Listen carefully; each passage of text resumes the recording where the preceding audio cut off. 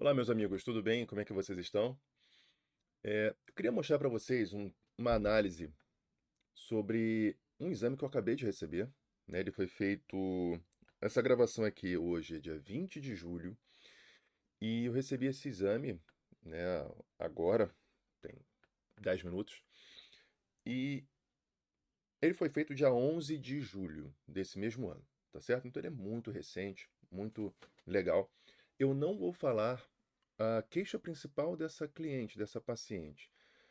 Mas eu quero, por enquanto, claro, mas eu quero mostrar a vocês uma análise um pouco mais extensa sobre o primeiro bloco que muita gente deixa de dar importância devida, mas é um dos mais importantes, tanto do ponto de vista de custo-benefício, quanto do ponto de vista de acessibilidade do paciente, custo-benefício para a gente em termos de acessar a informação, né?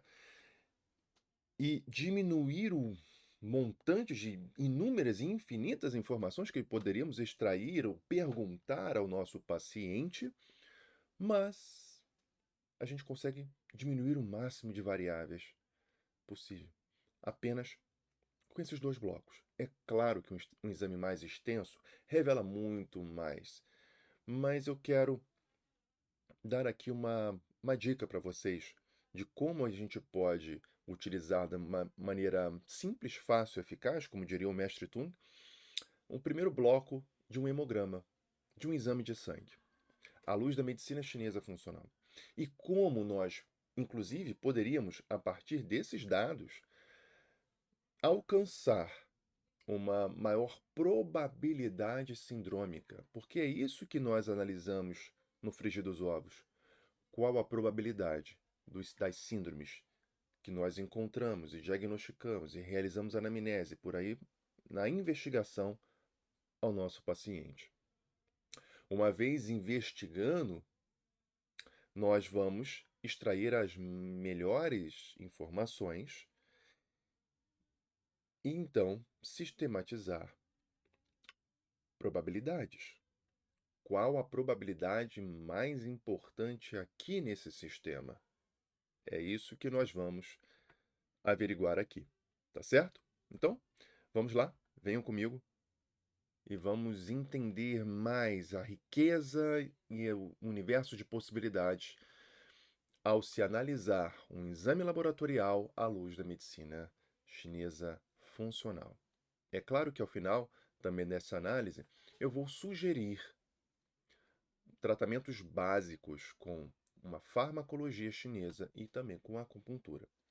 É claro que no mundo real, inclusive em minhas mentorias, eu aumento essa abordagem, né? É lógico, tanto com a parte de nutracêuticas, terapias, terapia injetável, a própria terapia neural, ou, enfim, outros tipos de fitoterapia, outras abordagens, ozonioterapia, quando necessário ou não, né? Enfim. Mas aqui eu quero que vocês vejam que o poder quantitativo chegou à medicina chinesa. Legal? Então vamos lá, sem mais delongas, além do que já foi feito, né? Ahn, gente, esse aqui é o nosso hemograma, tá? O nosso hemograma. é, E como vocês podem ver, né? A gente tem aqui, a gente tem aqui uma, um exame, um hemograma com contagem de plaquetas, bem tranquilo. Veja que é uma paciente de 29 anos, né? Há poucos dias, há poucos meses, nós estamos em julho, 20 de julho de 2025. Daqui a pouquinho ela fará 30 anos. De cara, num hemograma completo, nós observamos a série vermelha.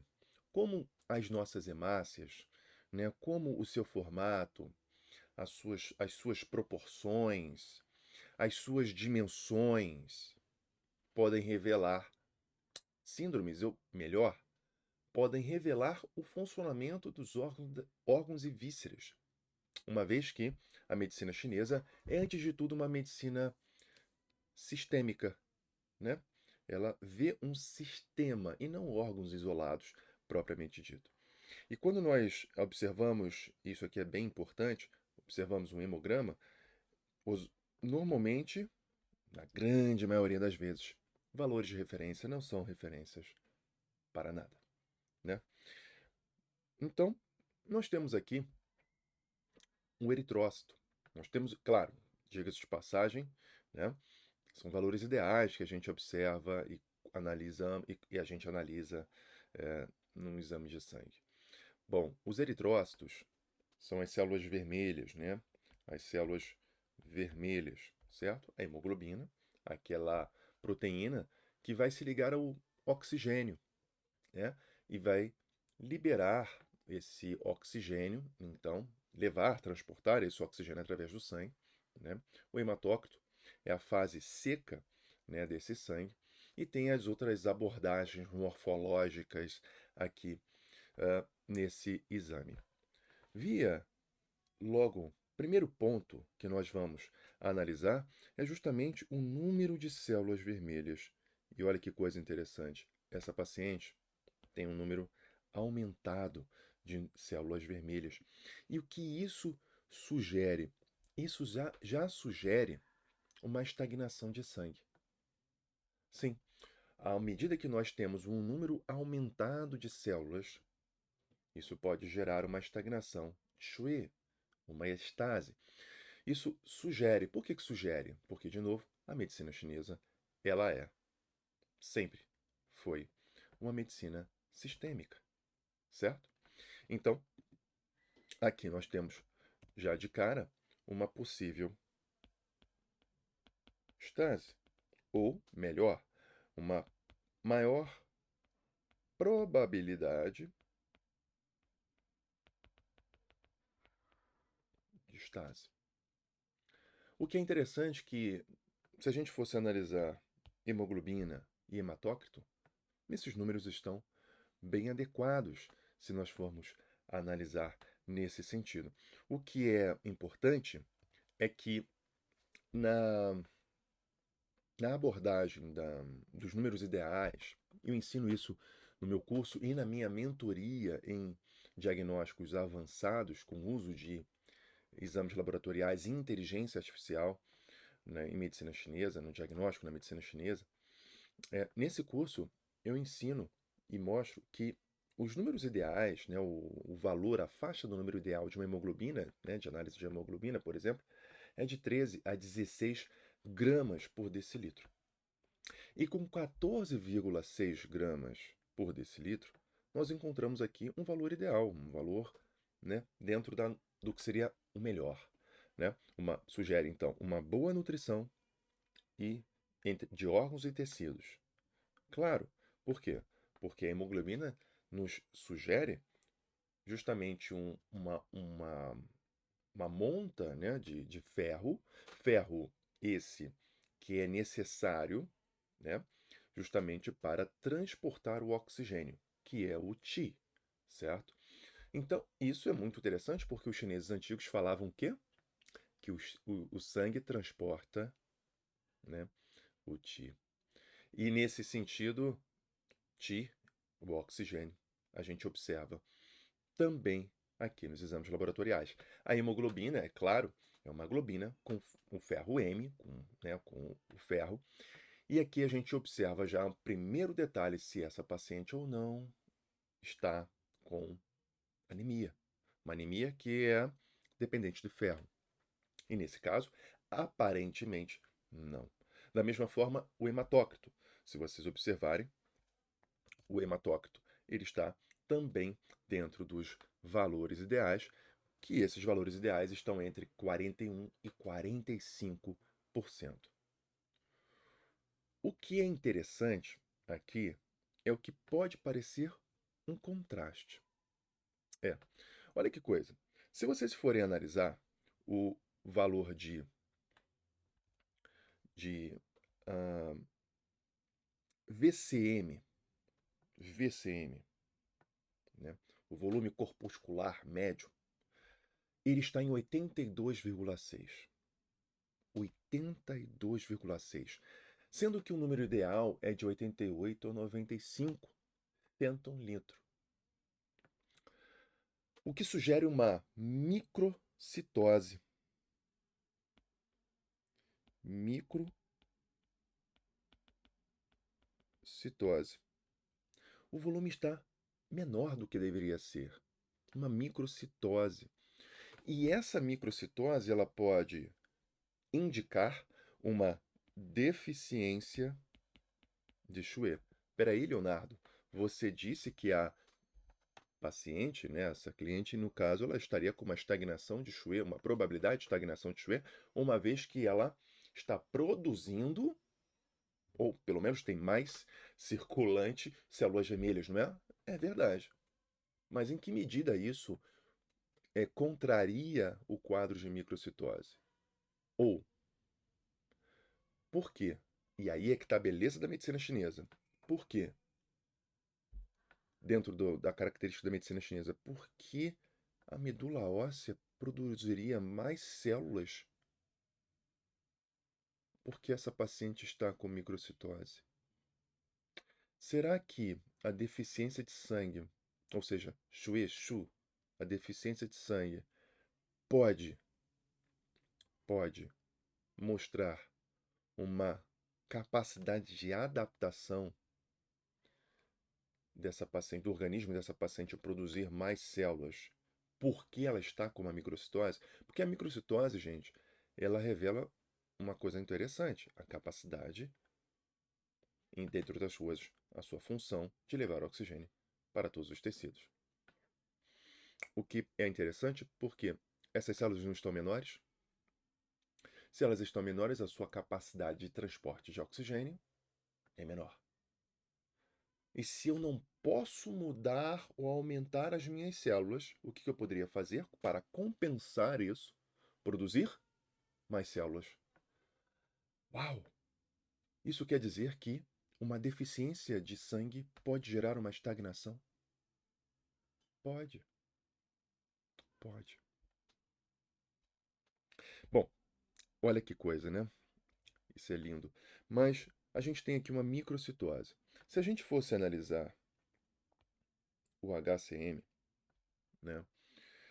E o HCM, ele fala sobre aqui o tamanho, né? Aqui também a abordagem, o conteúdo, né? A concentração depois com o CHCM. E veja que o HCM, ele está com 28 picogramas, né? 28 picogramas. É como se a gente tivesse a capacidade de pegar e dosar a quantidade, a massa, né, de hemoglobina. E ele está no limite inferior, dentro do ideal, que é 22 a 32 picogramas. E sabe o que isso significa? Bom, esse limite inferior pode sugerir um risco, né, um risco iminente de nutrição insuficiente. Aqui a gente não tem uma ideia do que seja, do que poderia estar levando a esse risco iminente. Mas a questão é que essa paciente ela pode estar com prenúncio de uma deficiência do baço, por exemplo, né, que pode gerar uma menor capacidade de transformação e transporte de nutrientes na digestão, que vão levar à produção de hemoglobina. Nesse limite inferior, a gente pode então sugerir uma deficiência de baço. Então, veja que a questão é interessante. Dentro de todas as inúmeras variáveis, a gente já cerceou e escolheu algumas. Estase, deficiência de sangue, deficiência de baço, né? Mas tem um aqui que eu particularmente gosto muito. É sobre essa heterogeneidade eritrocitária, ou seja, essa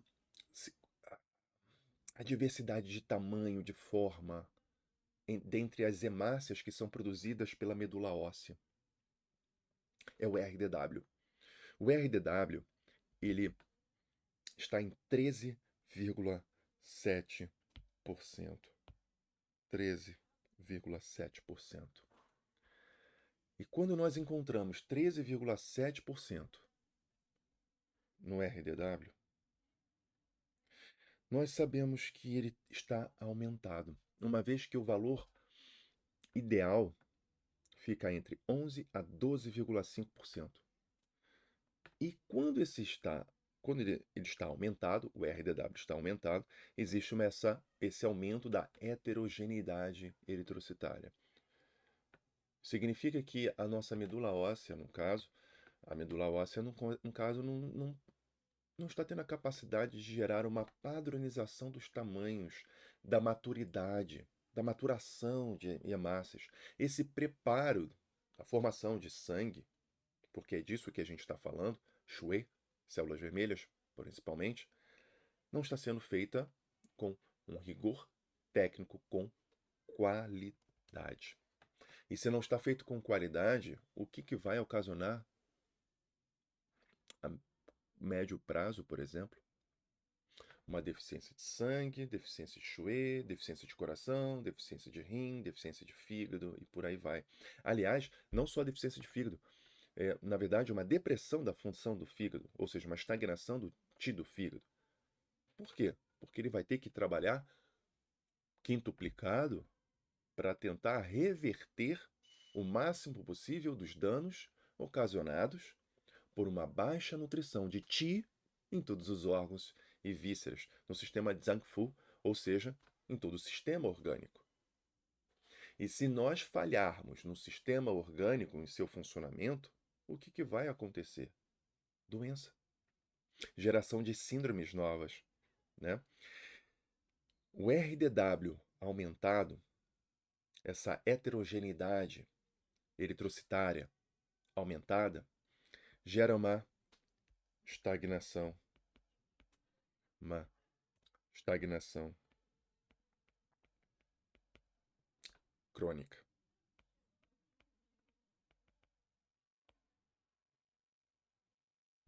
Uma estagnação crônica. E se formos analisar, então, o quadro até agora, essa é uma paciente que tem uma probabilidade de estase, uma microcitose, deficiência de Schwê e estase, e uma estagnação crônica de sangue. Porque nós temos valores aqui alterados de eritrócitos, VCM, HCM, CHCM, que é a concentração, né? Se bem que o CHCM está dentro do ideal, né? E isso tem a ver também com volume plasmático, volume de sangue, né? Água, volume, né? Então isso também pode variar. Mas em termos de seco, comportamento seco, né? A gente tem aqui o hemoglobina e hematócrito dentro do normal e a variação aumentada de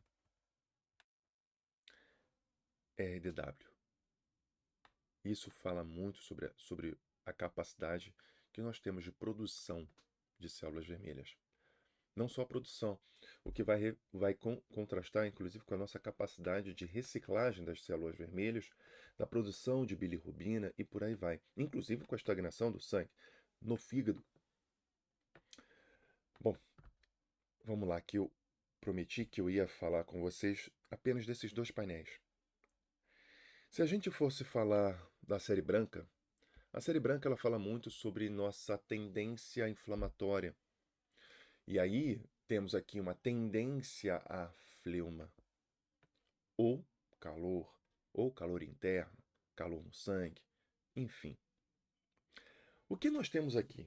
Em primeiro lugar, os leucócitos, nossas células brancas, claro, eles têm uma relação muito íntima com o Wei-Qi. E se há uma relação muito íntima com o Wei-Qi, a gente tem duas questões importantes aqui. A primeira, com a nossa capacidade de gerar um calor de dentro para fora, ou seja, taxa metabólica basal, né? O Weiqi ele fala justamente sobre a nossa capacidade de gerar um calor mais externo, mas não somente isso. Essa taxa metabólica, o nosso funcionamento, a nossa homeostase, o Jiangqi, né? O Zenqi, Jiangqi. E aqui tem uma questão interessante, né? Nesse Qi normal, ele fala para gente que o número de leucócitos aqui está alto. Quase 10.000 células por microlitro. Quando o ideal para essas células seria entre 5.000 e 6.500 por microlitro. Ora, quase o dobro do limite basal. E o que nós temos então de resposta para isso? Uma tendência a uma resposta imune ativa. Ou seja, o sistema imune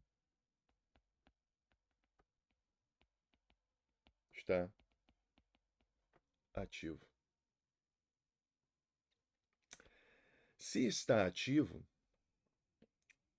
em que parâmetro nós poderíamos aqui pensar? Ora, existe a possibilidade, né, ou, na verdade, a probabilidade de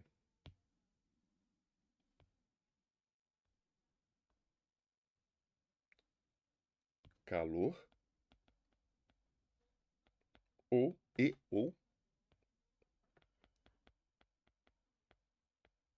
fleuma.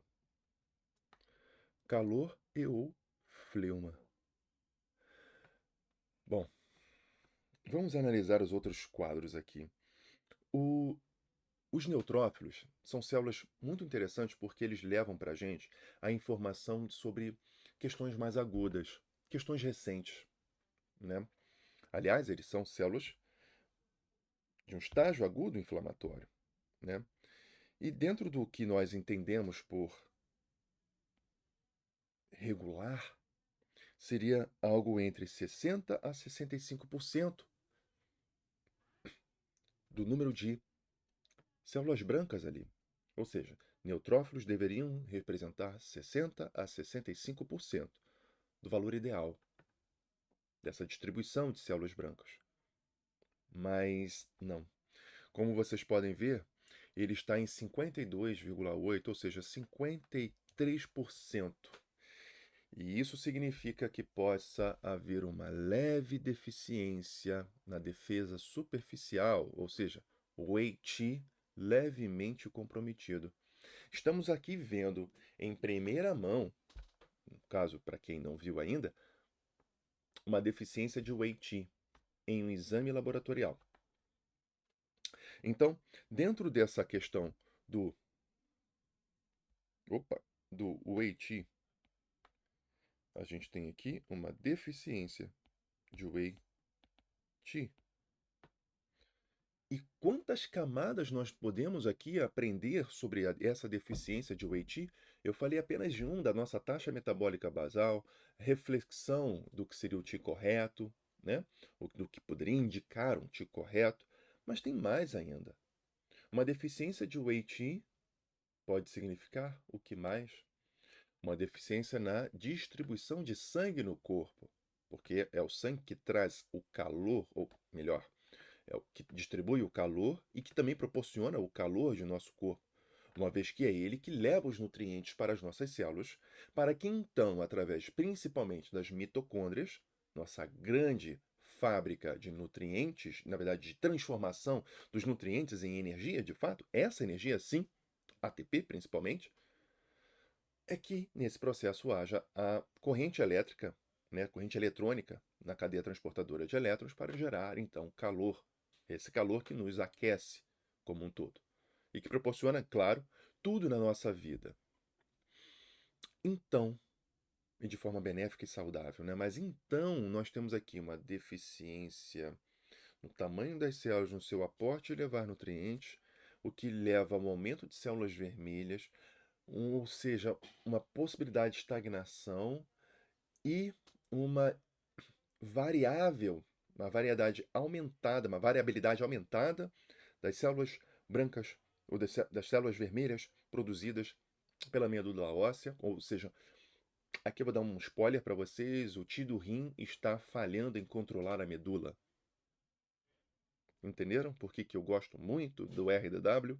O tio do rim está falhando em controlar a medula óssea vermelha.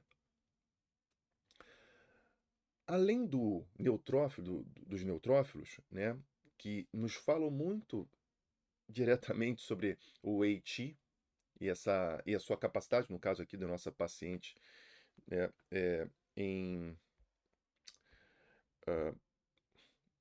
defender-se a si mesmo, né? Nós temos aqui os eosinófilos. E os eosinófilos estão com 5,4%.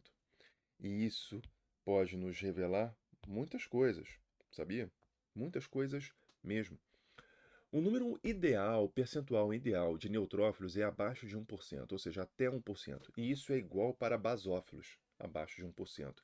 E quando os eosinófilos estão aumentados, como o caso aqui de 5,4%, nós temos aqui, ah, nós temos aqui a ocorrência da presença de duas questões que podem levar a uma questão importante.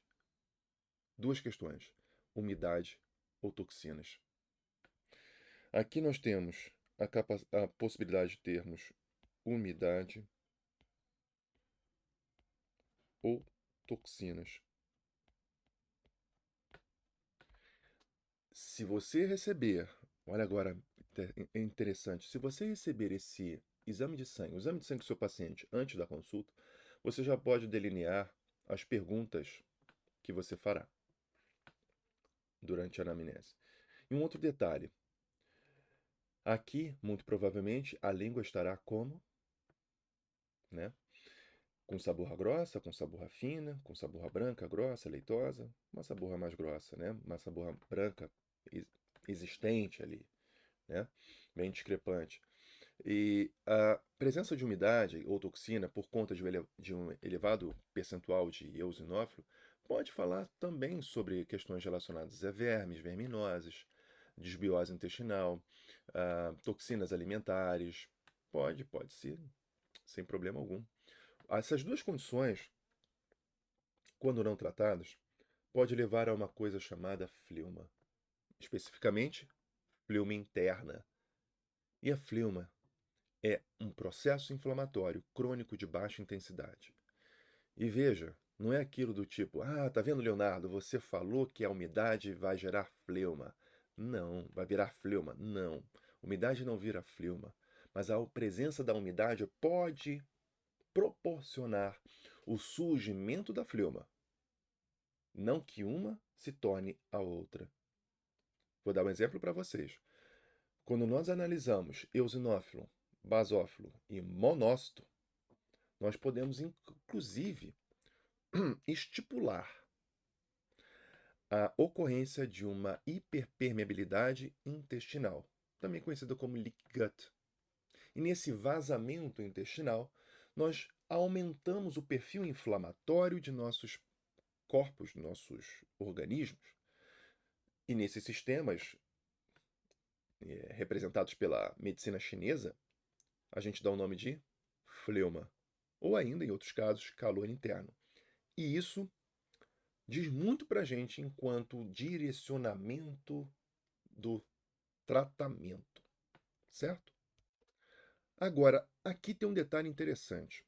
Veja, os eosinófilos estão mostrando para a gente que existe aqui a presença de umidade ou toxinas que pode levar a uma fleuma interna. Os basófilos estão em 0,4%, o que está dentro do ideal. Veja, lembre-se, é abaixo de 1%. Enquanto os monócitos, né, os linfócitos, eles falam muito para a gente sobre uma resposta adaptativa, imunológica adaptativa, sobre efeitos de longo prazo, de médio, longo prazo, ou seja, uma coisa crônica, uma questão crônica. E ele está em 36,8%. Ou seja, entre 30% a 40%, que é o ideal para a distribuição de linfócito. Então, ela apresenta um bom estado de defesa adaptativo. Já os monócitos, eles mostram para a gente que 4,6% está dentro do ideal, que é 4 a 5%. É um bom equilíbrio da resposta imunológica inflamatória crônica. A grande questão é que, enfim, essa paciente está com um processo inflamatório crônico ativo? Sim. Olha que coisa. Ela está com os monócitos em 4,6%, dentro do ideal, basófilos 0,4%, dentro do ideal. Só que os eosinófilos, eles estão em 5,4%. Se a gente somar monócito, eosinófilo e basófilo, nós temos um índice inflamatório importante. Falar sobre processos inflamatórios crônicos. E existe um processo inflamatório crônico aqui ativo? Sim. Como é que a gente sabe disso? Ora, é apenas somar. E quando a gente soma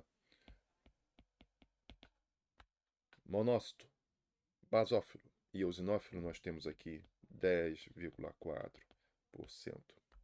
Existe a indicação de um processo inflamatório crônico ativo. Quantas informações já não extraímos daqui? Quantas? Sem contar as plaquetas, que também trazem informações essenciais aqui. Vamos falar sobre elas então. As plaquetas, né, elas são importantíssimas porque elas revelam, dentre outras coisas, a capacidade do baço de controlar o sangue, tá certo? Bom, nós temos aqui contagem de plaquetas, 353 mil por microlitro, né? Quando o ideal é entre 200 a 250 mil por microlitro, ou por milímetro mil, né? 200 a 250 mil por milímetro cúbico, né? Ou seja, ou, dentre outras formas, né? 200 a 250 mil. Tá aumentado, não tá? A faixa ideal é entre 200 a 250 mil, né? E a gente está aqui mostrando 353 mil. O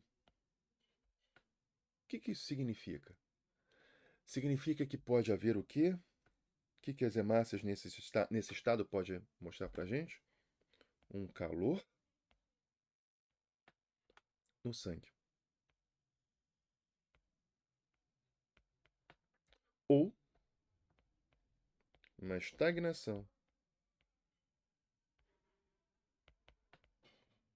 oculta.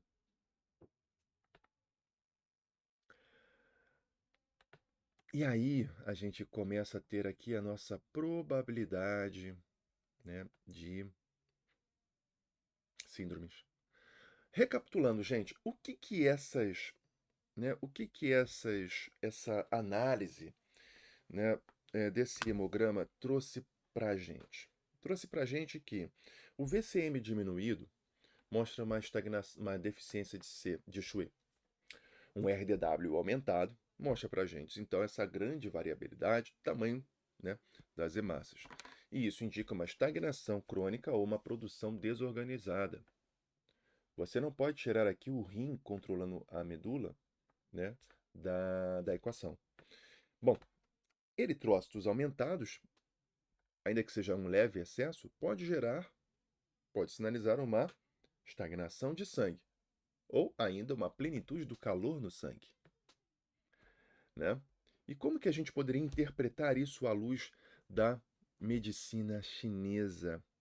Existem dois aspectos aqui importantes. A deficiência de sangue, Shueishu, que pode gerar insônia, tonteiras, ansiedade leve e ainda uma possível estagnação de sangue, onde pode gerar então uma obstrução de fluxo, né? O que resulta então em dor, tensão e até mesmo em rigidez emocional, né? Gente, não é o que a paciente tem, insônia, ansiedade. Ela também tem TDAH, né? E ela luta, ela tende a ser bem sistemática para tentar controlar e aumentar o seu foco, o seu interesse, não variar muito a sua ansiedade, né? Mas é duro. A neurodivergência é uma questão interessante aqui nesse caso. Agora, se a gente fosse pensar na série branca, mesmo com uma ótica da medicina tradicional chinesa, a gente está falando que a gente está vendo que os eosinófilos estão mostrando para a gente o que? A presença de umidade e ainda de fleuma interna, ou de fleuma interna. Os leucócitos bem acima do limite, né? Um calor oculto, uma resposta inflamatória. E o índice inflamatório em 10,4%, ou seja, acima de 8%, que é o ideal, está confirmando uma inflamação crônica. Então, nós estamos aqui diante de uma inflamação crônica, com dois aspectos importantes que os clássicos dizem para a gente para tratar o quanto antes: estagnação, estase de sangue, ou seja, problemas no sangue, fleuma. Esse padrão, então, ele mostra para a gente um calor interno com fleuma. Olha que coisa! Possivelmente derivado, então, de uma disfunção do baço. Veja que eu comentei com vocês sobre o baço, em transformar e transportar. Veja que, claro que eu estou falando aqui, falei com vocês que faria só de acupuntura e uma fitoterapia chinesa como indicação de tratamento. Mas vocês já entenderam que a modulação da microbiota intestinal está em curso. O calor pode ser, então, empurrado, ou pode estar empurrando, né, gerando essa fleuma para o pulmão ou para o coração. E aqui o pulmão não é propriamente o pulmão, né, propriamente dito. É na capacidade geradora de um sistema imune resiliente, o Wei-Qi. E está ligado também às emoções, claro. Tristeza, melancolia, né? Ou ainda a ações impulsivas. TDAH tem isso, né? Ações impulsivas, impensadas. Por outro lado, é o coração. E não é somente ao miocárdio. Coração como todo, sistema cardiovascular, bem como na ação de luta ou fuga, na reação simpática, ansiedade, taquicardia. Muito interessante. Se a gente fosse olhar as plaquetas, né? As plaquetas mostram para a gente que, apesar é, de elas serem muito importantes, elas estão mostrando para a gente que elas estão no número aumentado. Plaquetas também estão envolvidas com coagulação de sangue, com o engrossamento do sangue, estão acima do ideal. Isso pode gerar um. É como se o sangue estivesse grosso, né? Como se os líquidos orgânicos estivessem sendo consumidos por um calor interno, não é verdade? Calor no sangue? Ah, sim. Excesso de hemácias pode estar relacionado ao calor no sangue ou a uma propensão a uma estagnação ou a microestases. Quantas informações, quantas indicações a gente teve aqui? Quais as síndromes identificadas? Deficiência de sangue, estagnação de sangue, fleuma interna, tem umidade, calor interno com processo inflamatório crônico. 5 síndromes que foram identificadas. 5 síndromes foram identificadas aqui, não é verdade?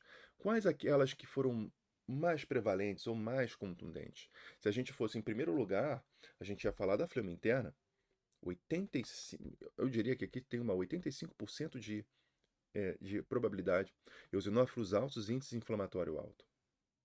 É claro que a deficiência de sangue também é alta. A gente está falando de um VCM baixo, de um RDW alto, de um HCM no limite inferior. Né? Existem outras médias, como a estagnação de sangue, o próprio calor no sangue, né? A insuficiência de Wei-Qi, que é baixa. Né? Mas as mais altas, em ordem decrescente, umidade, fleuma interna, deficiência de sangue, estagnação de sangue. Né? E como seria então aqui um resumo para a gente entrar agora no tratamento. A fleuma interna associada à umidade e à inflamação crônica, então é o padrão mais evidente. A deficiência de sangue é claramente configurada, a gente está vendo isso, né, no exame de sangue, o que sugere uma-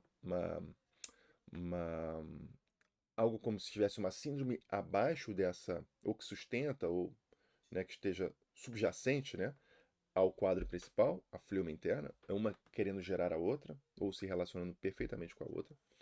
A estagnação com a inflamação crônica, com essa fleuma, a fleuma crônica, veja bem aqui, olha, a fleuma crônica corrompe o funcionamento mitocondrial.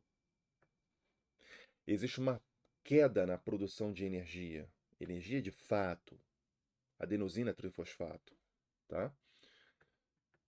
O calor é secundário, mas provavelmente reativo, é uma consequência, e o Wei-Qi, né, a insuficiência fraca de Wei-Qi, mas pode contribuir com o quadro global. Então a gente tem que, em primeiro lugar, fazer o quê? Tratar aquilo que está mais chamando a nossa atenção.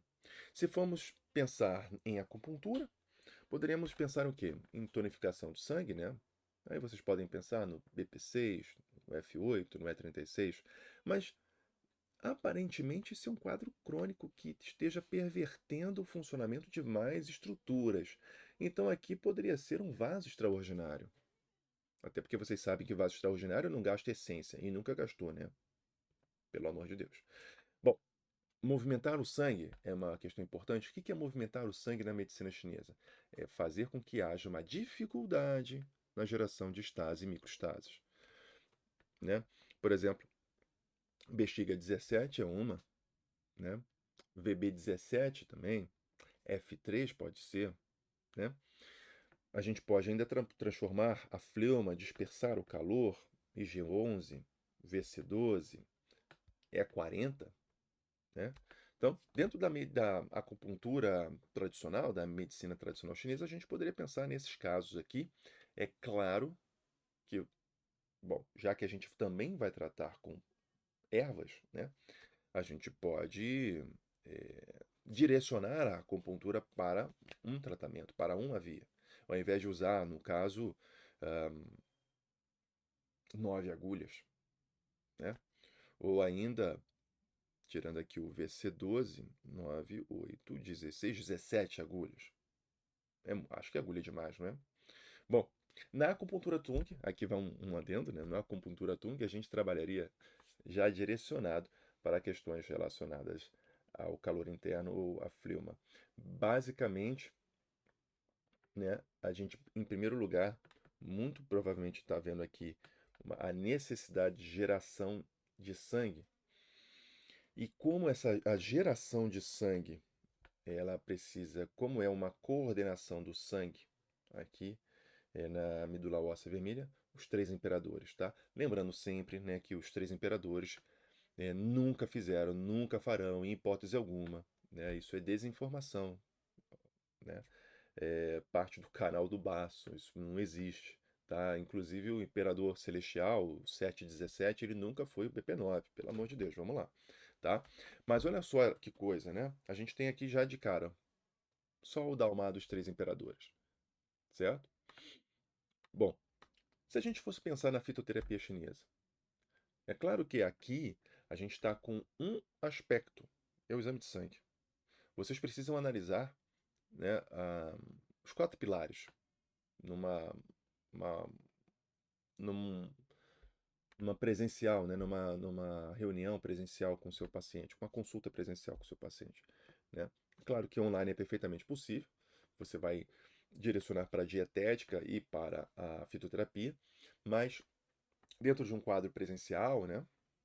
Vocês podem pensar, vocês vão ter que fazer a pulsologia, vão ter que ver a língua, né? Os outros aspectos. Mas aqui, baseado nos exames laboratoriais, a gente já tem aqui a ocorrência de Siutan, né? Ou Siuan, né? Que é uma fórmula clássica para tratar o sangue, para tonificar o sangue, muito boa, por sinal, para câncer de mama, né? Se vocês forem tratar nesse sentido. Em alguns casos, existem artigos mostrando sua o benefício da utilização dessa forma. Uma fórmula clássica também, que é a Archantan, né, que era justamente para eliminar fleuma, né? É uma fórmula mágica, né? E, claro, a Xiao Yao San, ou Xiao Yao Wan, que ela vai harmonizar, ela é uma fórmula harmonizadora, ela vai harmonizar, né? Fígado e baço, né? O que é indicado para justamente uma estagnação com deficiência.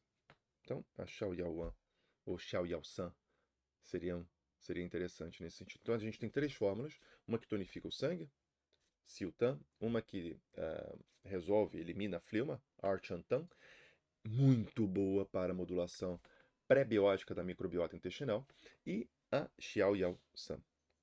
Dentro da, como claro, né, dentro da dietética chinesa funcional, vocês podem, né, usar alimentos que tonifiquem, que melhoram a qualidade do sangue, pretensamente, por exemplo, a beterraba, carne de cordeiro, gema de ovo, né? Alimentos que dissolvem a fleuma, por exemplo, gengibre, rabanete, nabo. E, claro, evitar laticínios, frituras, produtos refinados. Na verdade, mais produtos refinados, né? Ou ultraprocessados. Mas aqui, estudem um pouco sobre dieta cetogênica nesse caso aqui em especial, certo? É uma dieta que vai tonificar o sangue e ao mesmo tempo dissolver a fleuma, tá? Então, é uma análise que reforça a importância de incorporar dados laboratoriais à prática da medicina tradicional chinesa, né? Você pode utilizar esse tipo de leitura justamente para ganhar mais clareza, quantitativo na sua amostragem, na sua análise, no seu desenvolvimento, né? Com maior confiança clínica. Veja, a medicina tradicional chinesa ela precisa de uma respeitabilidade maior. E mais do que isso, quando você se aprofunda nas técnicas, na arte de diagnosticar a medicina tradicional chinesa, inevitavelmente você vai precisar de um rigor quantitativo, analítico quantitativo maior. E com dados palpáveis, como por exemplo exames laboratoriais, a gente avança incrivelmente, certo? É, essa é a verdadeira integração entre a tradição e a ciência, quando a gente não nega o tradicional, muito pelo contrário. A gente não pode perverter o tradicional, porque o tradicional nunca foi místico, transcendental, energético, nada disso, né? E é uma evolução. A medicina chinesa ela começou lá atrás, mas ela não para, ela avança adiante com um cuidado mais eficaz, assertivo, embasado e humano, tá certo? Então, meus amigos, espero que vocês tenham gostado. Acho que realmente é importante nesse sentido que vocês tenham essa maior clareza, certo? E as abordagens da medicina tradicional chinesa com o uso de exames laboratoriais, ou seja, uma medicina chinesa funcional. Se você gostou, quiser compartilhar, comentar comigo, compartilhar esse vídeo, sinta-se à vontade. E, claro, comenta aqui nos seus comentários o que você acha dessa abordagem. Se você quiser estudar mais, se aprofundar nisso, convido a conversar comigo e também a se inscrever aqui no meu curso ou na minha mentoria de Medicina Chinesa Funcional ou no curso de Interpretação de Exames Laboratoriais em Medicina Chinesa. Um grande abraço, até mais.